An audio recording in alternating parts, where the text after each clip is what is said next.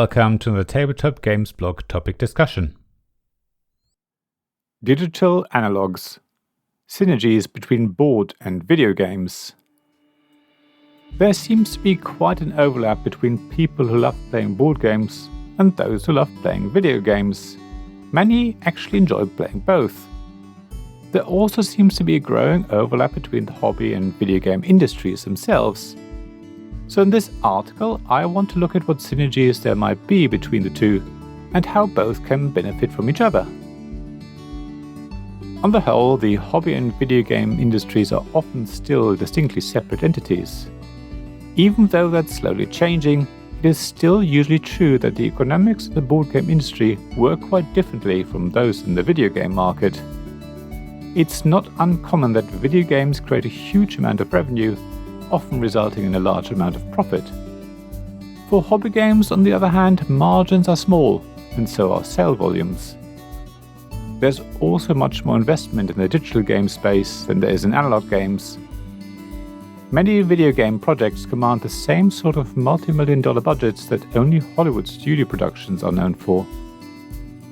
The process for creating video games is also very different to that of board and other hobby games. Creating a virtual product that people can download over the internet and making a physical game which needs to be manufactured and then shipped to people around the globe have very little in common. The logistics for both are really quite unlike each other. There are also differences in video and hobby game communities. People who play video games often have quite different motivations compared to people who play board games. Video gamers often love real-time action and video quality graphics.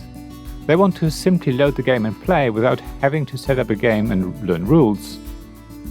Many people in the hobby game community, on the other hand, want to switch off from digital devices and screens that they otherwise spend most of their living hours using or sitting in front of.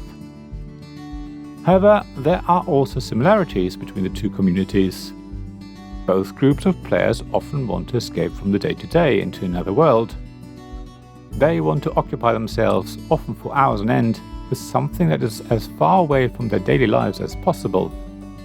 They like to solve puzzles and spend time with friends.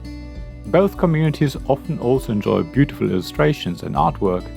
Neither enjoys spending lots of time setting up the game or learning rules. It is also true that the video and hobby game industries are slowly growing closer together. Not only have we seen video games being converted into board games and board games into digital games, but we've also seen the use of apps in modern board games to a smaller or larger extent. The Embracer Group, a conglomerate of businesses that mostly focus on PC, console and mobile games, clearly also saw similarities when it bought Asmodee, a giant in the tabletop gaming world back in 2020. It seems quite clear that video and hobby games have something in common. There is potential for synergies that combine the strength of both industries. New games could be created that incorporate the best of both worlds.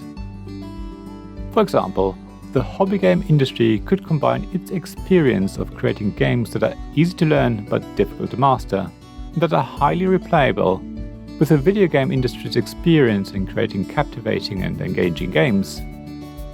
It's something that some of the recent app-driven board games seem to have tried to achieve. The apps come with professionally related storylines, soundtracks and other functionality, which create much more immersive and exciting gameplay. We have also seen apps that teach the rules of a game, very much like video games do. You follow the on-screen prompts and start taking actual turns. Learning how a game works as you play has been very common in video games for a long time, but is still very rare in hobby games. It's certainly another possible synergy between board and video games. There's also the potential of digital solutions offering more people access to hobby games, regardless of their physical abilities. In its simplest form, an app could read out card text and help identify the meaning of icons. It would make games more accessible to blind or visually impaired people. And you could also take the concept of online gaming, which is widely found in the video game industry, and apply it to board games. Imagine a digital solution that allows you to take turns whenever you can, even remotely, while others have the game set up physically on the table. It would somehow blur the boundaries between the physical and digital worlds. There are clearly also possible economic synergies between board and video games, as the acquisition of Asmodee by the Embracer Group shows. One possibility is what we talked about already, converting video games into board games and vice versa. If a company has an influence on both markets, it can reach a wider audience. If a company creates a digital version of a physical board game, it's also not a huge amount of extra work. Going from video to a board game is a bit different, of course. There's also the potential that people who own a board game want to buy its app version. It's certainly something I've done. I love playing against AIs on my phone. It's similar in the other direction. I know quite a few people who couldn't wait to buy the board game adaptation of their favorite console game. So, however you look at it, the shared audience of both industries creates a huge potential for growth. That potential is increased even further when both industries work together as closely as in the case of the Embracer Group. I also wonder if board game companies could take advantage of tax breaks or other financial incentives that are offered to video game companies. In the UK, companies can claim video games tax relief, for example. There will be similar opportunities in other countries, I reckon. I don't know the ins and outs of this or what hoops businesses might have to jump through, but if a board game company decides to release the next game not just in physical format, but also as a video game, they might be able to benefit from these tax breaks. So I would argue that there is a lot of potential for synergies between board and video games. It is hard to tell exactly what that would look like, but it seems that there is already a trend that blurs the lines between the digital and analog worlds. Both industries share a common audience. They have the potential for innovation and accessibility. Ultimately, they can benefit from each other's expertise in different areas of game development. By working together, the hobby and video game industries can tap into new markets. They could create new and exciting products and increase revenue. Working together can be a win-win situation, not only for both industries, but also us as customers. After all, I think we're all looking for a diverse and engaging gaming experience. Thank you for listening to this Tabletop Games blog topic discussion podcast. Please check the description below for links mentioned in this episode, as well as to the written version of this article on the blog.